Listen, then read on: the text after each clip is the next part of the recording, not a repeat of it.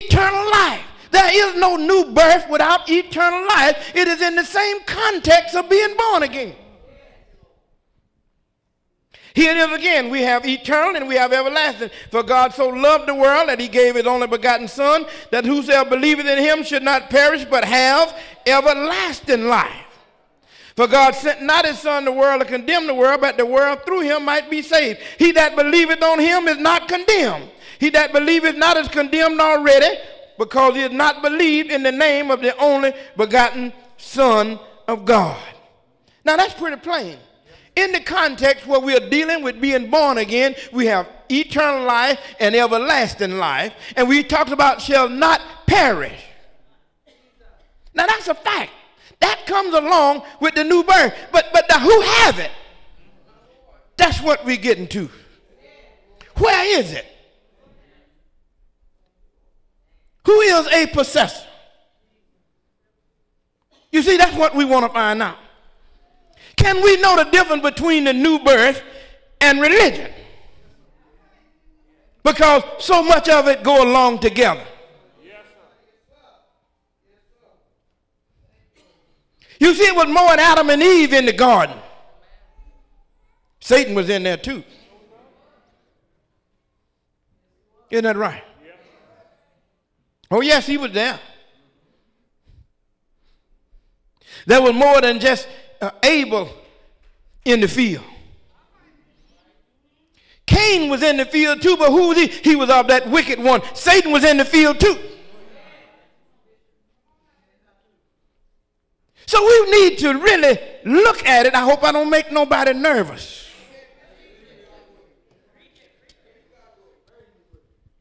Hope nobody get nervous because I'm going to show you how the Bible word things. The Bible never used the term, so we use it, and I catch myself doing it sometime too, but I correct myself too. The Bible never used the term been born again. We have a lot of people, I know I've been. How many of you been born again? Let me see your hand. Oh, it didn't happen in the past, right? But you know how God said? He always used whosoever is, because the birth is always prevalent. It's eternal. He never used been born. He used the term is because it's always present. Things that's everlasting have no end. I mean, it's right in the book. We'll look at it. And every time it used that same term. Because what Jesus promised was everlasting life with the new birth. In fact, that is why we are born again, so we can live eternally. This fleshly life has an end. All y'all agree with that? We go to funerals every week where this fleshly life come to an end. Right? I won't have time to cover all this, but I want you to study 1 John this week on your own, the whole book. And we're going to look at some things that tell us there's some characteristics and evidences that follows a diamond. If you want to know if you have a real diamond, where would you go? You'll go to a real jeweler or appraiser, and you know what he's going to do? He's not going to just take his eyes for it. He's going to put it under something and observe it, right? Because there's certain glass can look like diamond. And you can fool me because I'm not a jeweler. I got on a ring here, brother, give me, I hope it's a diamond.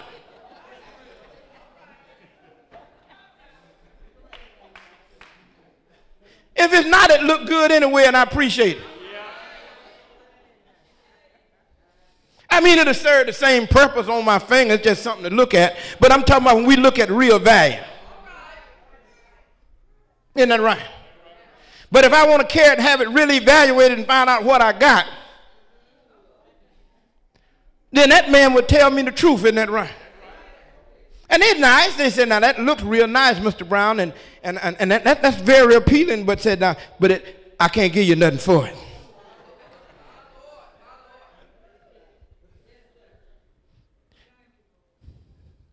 We got a lot of things.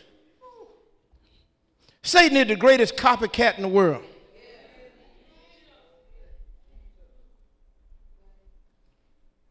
But we're going to look at the new birth now under the closed scope, and I might not cover but a couple of these today. One thing that happened when a person gets born again and become in the family of God, he puts on the nature of God. Now he has the same nature in him that God have in him, which God is.